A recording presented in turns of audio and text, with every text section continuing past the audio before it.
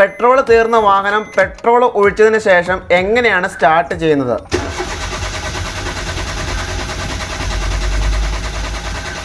ഈ വാഹനത്തിൻ്റെ petrol complete തീർന്നിരിക്കുകയാണ്.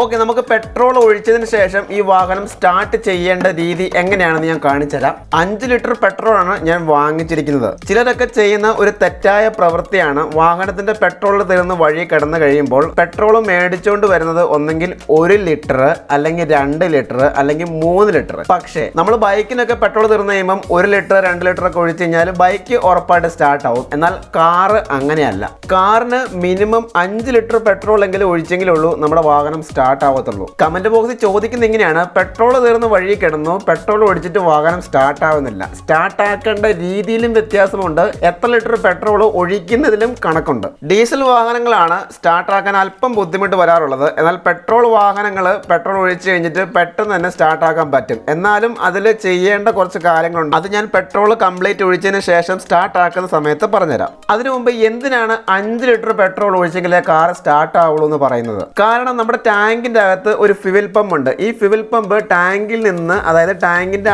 അടിഭാഗത്ത് നിന്ന് അല്പം ഉയർന്നാണ് നിൽക്കുന്നത്. അപ്പോൾ ഈ ഫ്യൂവൽ പമ്പിന് പെട്രോൾ വലിച്ചെടുക്കാൻ പാകത്തിന് അളവിൽ പെട്രോൾ ടാങ്കിനുള്ളിൽ ഉണ്ടെങ്കിൽ മാത്രമേ ഉള്ളൂ നമ്മുടെ വാഹനത്തിനുള്ളിലേക്ക് ഈ ഫ്യൂവൽ പമ്പ് പെട്രോൾ എത്തിച്ച് സ്റ്റാർട്ട് ചെയ്യാൻ പറ്റത്തുള്ളൂ. ഡീസൽ വാഹനങ്ങൾക്ക് എയർ കളയുന്ന ഒരു സംഗതിയുണ്ട്, പക്ഷേ പെട്രോൾ വാഹനങ്ങൾക്ക് അങ്ങനെ ഒരു സംഗതി ഇല്ല. നമുക്കിനി വാഹനം സ്റ്റാർട്ട് ചെയ്യാൻ പെട്രോൾ കംപ്ലീറ്റ് ആയിട്ട് ഒഴിച്ചിട്ടുണ്ട്.